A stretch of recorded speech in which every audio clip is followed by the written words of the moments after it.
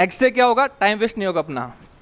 तो वैसे ही जो भी आप लोग पढ़ते हो उसको एक सिस्टमेटिक वे में उसको दिमाग में फिट करो।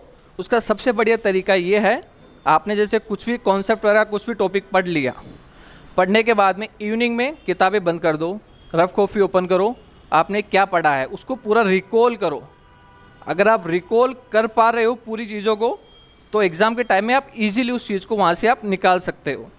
और दूसरी बात, जो टेस्ट सीरीज़ है, जब भी आप टेस्ट सीरीज़ वगैरह देते हो तो टेस्ट सीरीज़ के अंदर आप क्या गलती कर रहे हो वो सबसे ज़्यादा इंपॉर्टेंट है। आपने कौन से क्वेश्चन सही किए वो इंपॉर्टेंट नहीं है। मैं जो करता था, जो मैं टेस्ट सीरीज जब भी देता था, उसका जब मैं एनालिसिस करता था तो मेरे पास अलग से एक नोटबुक थी। उस नोटबुक में क्या थी, जो मैंने क्वेश्चंस गलत किए हैं और कहाँ पे मेरे से वो गलती हुई है।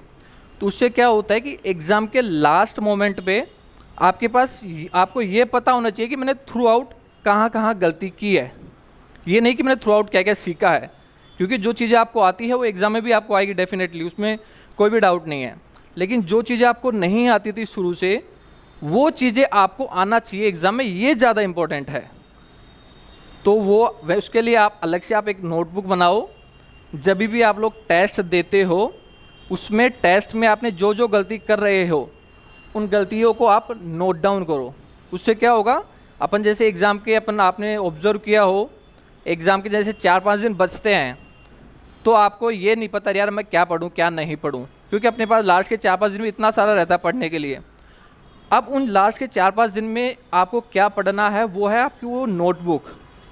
उस नोटबुक में आपने क्या क्या आपकी जो गलतियाँ हुई हैं उनको आप जो आपने अगर नोट डाउन किया है, अगर उन पे आपने वो 4-5 दिन ज़्यादा फोकस कर दिए तो डेफिनेटली आपका जो स्कोर है एज़ कम्पेयर टू बिफोर वो ज़्यादा आएगा। अब जैसे मेरा जो हुआ है, हमारी कट ऑफ 80 गई है और मेरा स्कोर है 128, मतलब कट ऑफ से 48 मार्क्स ऊपर। अगर मैं ये स्ट्रेटजी नहीं अपनाता तो डेफिनेटली ठीक है सिलेक्शन होता मेरे को, वो कोई दिक्कत नहीं है। बट जो ये मार्जिन जो मैंने 48 नंबर का जो लिया है ना मार्जिन, वो 48 नंबर का मार्जिन नहीं आता। और सेकंड थिंग, आप जैसे अपने हर किसी का कोई ना कोई एक स्ट्रॉन्ग पॉइंट होता है, पर्टिकुलर कोई सी भी सब्जेक्ट हो, वो किसी का जीके का होगा, किसी का हिंदी का होगा, किसी का मैथ का होगा, रीजनिंग का होगा।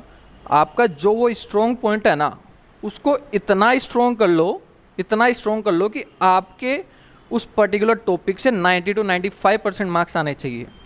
अब मेरा स्ट्रॉन्ग पॉइंट था मैथ एंड रीजनिंग, तो मुझे इतना तो कॉन्फिडेंस था